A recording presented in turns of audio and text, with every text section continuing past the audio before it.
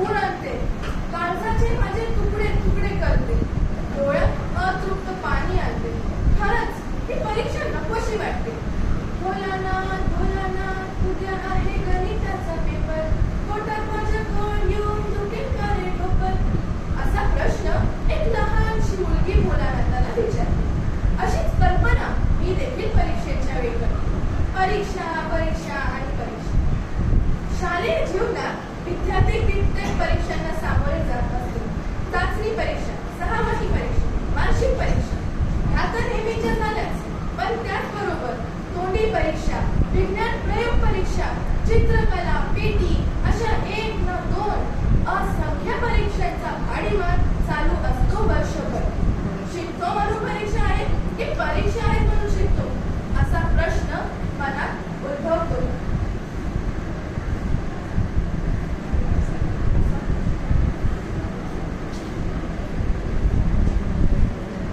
परीक्षा म्हटले की विद्यार्थ्यांमध्ये एक विचित्र ताणतणाव दिसून येतो.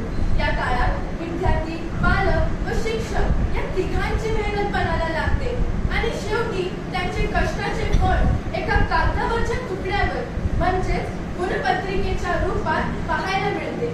10वी-12वीची परीक्षा असेल तर विद्यार्थी व शिक्षक जीव तोडून मेहनत करतात, पण कितीही अभ्यास केला तरी कुठे ना कुठे अपघात पडतोच. एवढेच नसेल, डॉक्टर बनायचे असेल तर नीट परीक्षा, इंजिनिअरिंगला जेईई किंवा सीईटी, नाहीतर यूपीएससी, एमपीएससी अशा असंख्य परीक्षा विद्यार्थ्यांना या द्याव्याच लागतात.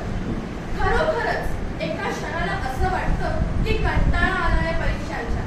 कधी कधी नकोशा वाटतात. मग एकच विचार मनात येतो, तो म्हणजे परीक्षा नसल्याचं. मज्जाच मज्जा. छान शाळेत कॉलेजमध्ये जायचे, मित्रमैत्रिणींसोबत डब्बा खायचा, कोणत्याच विषयाचे दडपण नाही. पास नापास असलो तरी काय, सगळेच सारखे.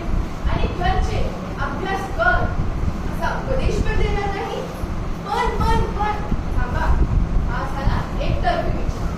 मुळात परीक्षा नसल्या तर विद्यार्थ्यांनी अभ्यास केला असता का? असे म्हणतात की विद्यार्थी देशाचे भवितव्य असतात आणि जर तेच शिकले नाही तर देशाची प्रगती होईल का? परीक्षा नसतील तर अभ्यासामध्ये गांभीर्यच निघून जाईल. कोणतीही परीक्षा न देता डॉक्टर, इंजिनियर, वकील, शिक्षक कसे तयार होतील? त्यांच्या कामाची शाश्वती देता येईल का? मुळात परीक्षा ही गुणांसाठी नसतेच, तर परीक्षा ही स्वतःला जाणून घेण्याकरिता, स्वतःचे मूल्यमापन करण्यासाठी व अभ्यासाची पद्धत योग्य होती की अयोग्य हे समजून घेण्यासाठी असते. काय केले म्हणजे यश आणि काय केले म्हणजे अपयश याची गुरुकिल्ली म्हणजे परीक्षा. परीक्षा नसती तर सीते मातेसारखी स्त्री स्वतःचं सत्व अग्नी परीक्षेतून कधीच सिद्ध करू शकली नसती. जर परीक्षा नसती तर एकलव्याने आपल्या गुरुला आपल्या उजव्या हाताचा अंगठा कधीच दिला नसता.